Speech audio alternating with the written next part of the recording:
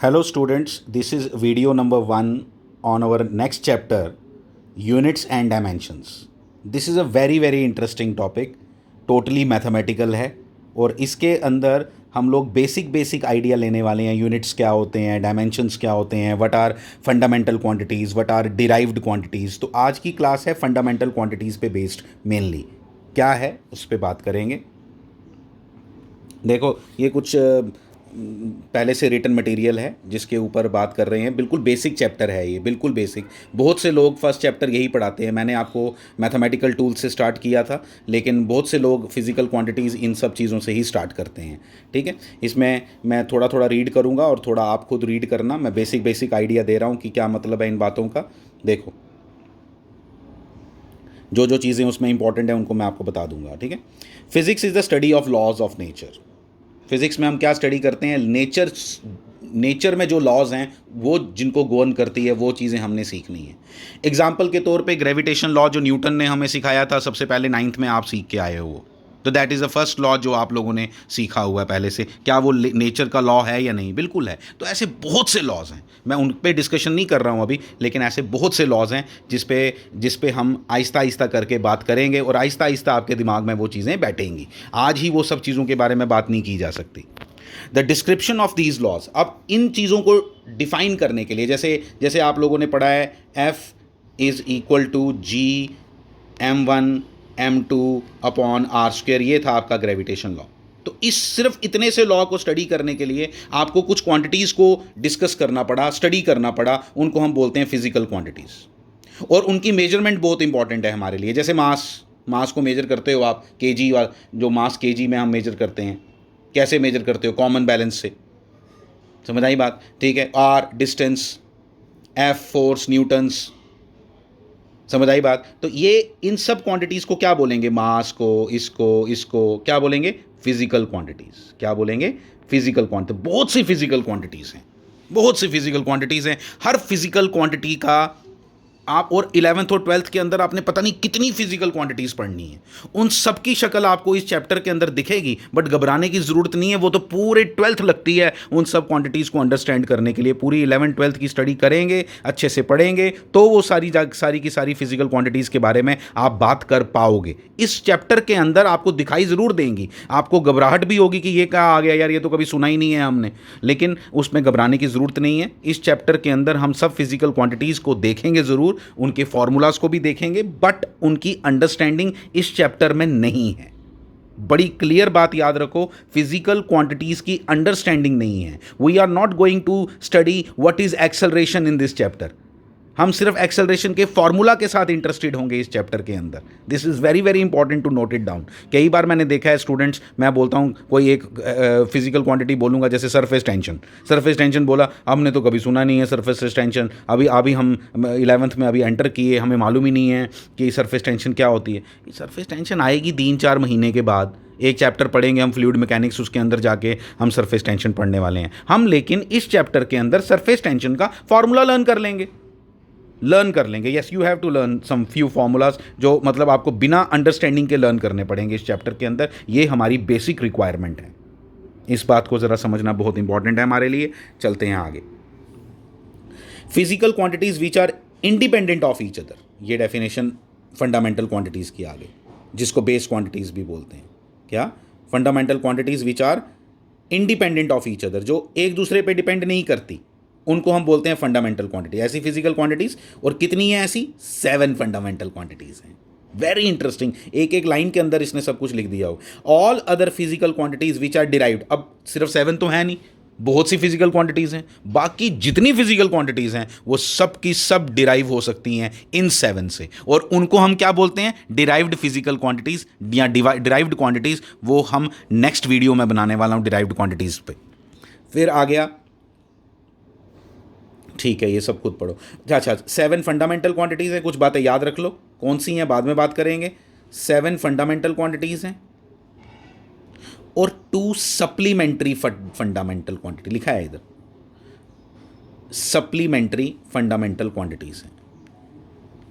ठीक है, मैं बात बताऊंगा आपको कि उनको सप्लीमेंट्री क्यों बोलते हैं. ठीक है, उसके बाद बात आई यूनिट्स की. यूनिट्स क्या होता है? All physical quantities are measured with respect to standard magnitude of same physical quantity, and these standards are called units. बड़े इजीली पता है आपको, इसको कॉम्प्लिकेट करने की ज़रूरत नहीं है, कोई डेफिनेशन याद करने की ज़रूरत नहीं है। इस सारे पार्ट में से आपने डेफिनेशन लर्न करनी है किसकी? फंडामेंटल क्वांटिटीज़ की और डिराइव्ड फंडामेंटल क्वांटिटीज़ की। बाकी कुछ याद करने की ज़रूरत नहीं है आपको, ठीक है? बाकी सिर्फ रीड करना है आपने। Physical quantities can be measured in n u, as n u. ये क्या मतलब हुआ एन यू? एन यू मतलब हुआ जैसे मैं बोलूँगा ये टेबल यहाँ मेरे सामने पड़ा है, बताओ इसकी लेंथ कितनी है, तो मैं बोलूँगा इसकी लेंथ जो है वो 2 मीटर्स है, तो एन हो गया 2, मीटर हो गया यूनिट, तो एन यू। हम बोलेंगे कोई भी क्वांटिटी को कैसे मेजर करते हैं? N you. एन हो गया उसका मैग्नीट्यूड, उसका नंबर 100 किलोमीटर, 500 मीटर्स, ये जो मैं बोल रहा हूँ 5 kg, ठीक है? तो ये 5 क्या हो गया? 5 हो गया उसका न्यूमरल वैल्यू, और यू उसका जो kg है वो क्या हो गया? वो उसका यूनिट है जो हम इसमें यूज़ कर रहे हैं। एक बड़ी इंटरेस्टिंग बात लिखी है, इसको आपने नोट करना है, बहुत इंपॉर्टेंट, इस पर कई बार ऑब्जेक्टिव भी बन जाता है। N is inversely proportional to unit. ये क्या मतलब हुआ? मैं बताता हूँ आपको, इसको अच्छे से सुनना। इसका मतलब हुआ जैसे मेरे को डिस्टेंस मेजर करने का या लेंथ मेजर करने का, एक ही बात हुई, मेरे पास लेंथ मेजर करने के 2 यूनिट्स हैं फॉर एग्जांपल, ऐसे तो बहुत से हैं, मैं 2 की बात कर रहा हूँ, मीटर और centimetre.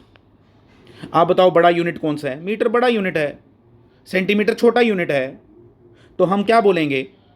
1 metre is equal to 100 centimetre. क्या ये दोनों इक्वल हैं या नहीं है? बिल्कुल इक्वल हैं। लेकिन जब आपने छोटा यूनिट यूज किया तो वैल्यू बड़ी आई। यही लिख रहा है ये इनवर्सली प्रोपोर्शनल, कि वैल्यू बड़ी होती जाएगी जैसे यूनिट छोटा होता जाएगा। अगर मिलीमीटर में बात करो तो 1000 मिलीमीटर हो गया, तो जितना छोटा यूनिट उसके साथ नंबर उतना बड़ा आएगा। सिंपल बात ये है, और ये अपनी ये नोट करने वाली चीज़ है इसमें, कौन सी? ये, ठीक है? ये सब अब पढ़ो, ये सब मैं वही बोल रहा हूँ जो यहाँ जो मैंने आपको समझाया वही बोल रहा हूँ, वही लिखा है इधर। I mean to say units defined must have two properties, उसके 2 प्रॉपर्टीज होनी चाहिए। Used unit must be invariable. Invariable मतलब वेरिएबल नहीं होना चाहिए। पता चला इंडिया में मीटर तुम छोटा ले रहे हो और अमेरिका वाले मीटर बड़ा ले रहे हैं, ऐसा नहीं हो सकता। इंटरनेशनली मीटर को डिफाइन किया गया है कि भाई मीटर इतना ही होगा। वो डेफिनेशंस भी लिखी हुई हैं, वो आपको अभी कोई ज़रूरत नहीं है उसको अभी बात करने की, बट आप इतनी बात याद रखो, यूनिट की प्रॉपर्टी क्या आ गई? Unit must be invariable, unit must be easily available for quantity comparisons. तो इजीली अवेलेबल होना चाहिए। इन हिस्टोरिकल डेवलपमेंट्स कुछ नहीं पढ़ना, ये सब आ गई बात समझ में। अब हम आते हैं मेन कहानी पे, क्या कि कौन सी क्वांटिटीज़ हैं ऐसी जो इंडिपेंडेंट हैं एक दूसरे के, और बाकी जितनी क्वांटिटीज़ हैं वो सब इससे डिराइव की जाती हैं। 2 बातें बोलनी है आपने फंडामेंटल के बारे में, क्या कि ये 7 फंडामेंटल क्वांटिटीज़ एक दूसरे पे डिपेंड नहीं करती, और दूसरी बात जो बाकी जितनी क्वांटिटीज़ हैं n-7 वो सारी की सारी इसी से डिराइव हो जाती हैं। This is a big thing. सिर्फ 7 से बाकी सारी की सारी क्वांटिटीज़ हो जाती हैं। 100 ऑफ क्वांटिटीज़ हम पढ़ने वाले हैं 11th और 12th में, और सारी की सारी इन 7 से डिराइव हो जाती हैं। और सिर्फ 12th ही थोड़ा है, 12th के आगे भी तो कितनी स्टडीज़ हैं, तो उसमें और क्वांटिटीज़ ऐसी हैं जो हम 12th तक नहीं पढ़ते, वो सब की सब भी इसी से डिफाइन हो जाती हैं, इसी से डिराइव हो जाती हैं। डिफाइन नहीं, डिराइव हो जाती हैं। अब देखो कौन कौन सी हैं वो। लेंथ, मास, ये बोलना, फिजिकल क्वांटिटी बोलेगा तो ये बोलना, ये आपकी फंडामेंटल क्वांटिटीज़ हैं, ये उनके यूनिट्स हैं, पता है आपको मेजॉरिटी, और ये उनके सिंबल्स हैं यूनिट्स के। ये यूनिट का सिंबल है, क्वांटिटी का सिंबल नहीं है, ये यूनिट का सिंबल है, याद रखना है प्लीज़। क्वांटिटी का भी सिंबल आएगा, वो भी बात करेंगे हम। अब देखो क्या, लेंथ, मास, टाइम, ये तो आप क्लियर हो। और प्लीज़ एक बात याद रखो, मैं अगर 11th क्लास की पर्टिकुलरली बात करूँ ना, हम मेजॉरिटी इन्हीं 3 से बाकी ड्राइव करने वाले हैं। यानी 11th के पॉइंट ऑफ व्यू से बात करें, 11th की फिजिकल क्वांटिटीज़ की बात करें, तो 3 ही मेरी फंडामेंटल क्वांटिटीज़ हैं। टोटल कितनी हैं? 7। लेकिन जितनी फिजिकल क्वांटिटीज़ हम 11th क्लास में पढ़ने वाले हैं वो सारी की सारी डिराइव हो जाती हैं किससे? मेजॉरिटी। मैं नहीं बोलूँगा सारी, आई एम सॉरी टू से सारी नहीं मैं, लेकिन मेजॉरिटी की मेजॉरिटी जो ज़्यादा से ज़्यादा टेम्परेचर यूज़ हो जाएगा कहीं, ठीक है? एक 4th और ले लो, थर्मोडायनेमिक्स एक चैप्टर है, उसके अंदर आपको 4th एक और दिखेगी। लेकिन मेजॉरिटी जो इस चैप्टर की अगर पर्टिकुलरली बात करूं तो 3 फंडामेंटल क्वांटिटीज़ के साथ हम ज़्यादा डील करने वाले हैं। लेकिन 7 फंडामेंटल क्वांटिटीज़ इसकी टोटल हैं। Electric current, thermodynamic temperature simple temperature मालूम है, केल्विन उसके यूनिट्स होते हैं, करंट के यूनिट्स क्या होते हैं, एम्पियर आप सबको मालूम है, ए उसका सिंबल है, ये खुद देखो। ल्यूमिनस इंटेंसिटी, कोई अगर बल्ब है तो उसकी कितनी ल्यूमिनस इंटेंसिटी है, कितनी लाइट दे रहा है मुझे, तो उसको मेजर करने के लिए कैंडिला उसका यूनिट है, वो भी मेजर होता है। अमाउंट ऑफ सबस्टांस, केमिस्ट्री में पहला चैप्टर ही आप 11th क्लास में पढ़ते हो मोल कॉन्सेप्ट पे, तो मोल से हम किसी अमाउंट ऑफ सबस्टांस के बारे में बात करते हैं, उसका यूनिट क्या है, MOL। लेकिन फिर मैं बता रहा हूँ, अभी मेरे को सिर्फ ये याद कर लेनी है 7 की 7 क्वांटिटीज़, बिल्कुल याद होनी चाहिए आपको, ठीक है। और फिर उसके बाद हम लेकिन ज़्यादा यूज़ कितनी करने वाले हैं, 3, मैं पहले ही बता देता हूँ आपको, बिल्कुल 3 यूज़ करने वाले हैं ज़्यादा से ज़्यादा। और मैंने बोला ना आपको, ज़्यादा से ज़्यादा एक और आ जाएगी, कौन सी, थर्मोडायनेमिक टेम्परेचर, ये भी हमारे 11th के लिए कवर कर देगी। बाकी जो 3 हैं उनको अगर आपने देखना है तो it will take some time. आप लोग जब 12th की क्वांटिटीज़ भी पढ़ोगे, साथ साथ में ये चैप्टर दोबारा आएगा पीछे से आगे, फिर हम बात करेंगे इस चैप्टर के बारे में। याद करो, हमने यूनिट्स एंड डायमेंशन में पढ़ा था, फिर ये करेंगे। अभी आपको नहीं समझ आएंगी मेरी बातें, अभी आगे आगे जाके आपको क्लियर हो जाएगा। ये 2 क्वांटिटीज़ ऐसी हैं जो क्या हैं, सप्लीमेंट्री फंडामेंटल क्वांटिटीज़। कौन कौन सी, plane angle, solid angle. Plane angle का मैंने सेपरेट वीडियो बना के दिया हुआ है आपको पूरा, जिसका यूनिट क्या है, रेडियंस, सब पता है आपको, सिंबल क्या है, RAD। और मैंने एक और बात आपको बता देता हूं, क्या सॉलिड एंगल भी एक सप्लीमेंट्री क्वांटिटी है, इसके ऊपर भी वीडियो कभी आपको बना के दूंगा। 11th में ये कॉन्सेप्ट इतना यूज़ नहीं होता सॉलिड एंगल, इसलिए हम इसके ऊपर ज़्यादा बात नहीं करेंगे। इसका मतलब ये क्या है मैं बताऊं, जैसे मैंने आपको बताऊं, जैसे सर्कल है उसका 3D वर्जन क्या है, स्फीयर। एक स्क्वायर है उसका 3D वर्जन क्या है, क्यूब। एक रेक्टेंगल है, इसका 3D वर्जन क्या है, क्यूबाइड। हर चीज़ का एक 3D वर्जन होता है, ठीक है। उसी तरह से ये प्लेन एंगल 2D में है, ऐसे जिसके साथ आप फेमिलियर हो, तो उसी का 3D version is solid angle. बस इससे ज़्यादा आपको कोई बात करने की ज़रूरत नहीं है। इसके ऊपर भी वीडियो बना हुआ है मेरे पास, कभी अगर ज़रूरत पड़ेगी तो मैं आपको दे दूंगा, लेकिन अभी फॉर द टाइमिंग इसकी ज़रूरत नहीं है। तो उसके यूनिट क्या होते हैं, स्टीरेडियंस। इसके यूनिट्स रेडियंस और इसके स्टीरेडियंस। आपको प्लेन एंगल का तो मैंने फॉर्मूला भी बताया हुआ है, theta is equal to L/R। Theta is equal to L/R। L किस में मेजर करते हैं, लेंथ किस में मेजर करते हैं, मीटर में। रेडियस किस में मेजर करते हैं, मीटर में। इसलिए इसके कोई मतलब, चलो इसको अभी छोड़ दो, अभी इसके मतलब इसको डायमेंशन लेस क्वांटिटी बोलेंगे हम आगे जाके, लेकिन अभी आपको क्लियर नहीं होगा, उसके ऊपर हम लेटर ऑन बात ज़रूर करेंगे। Thank you very much.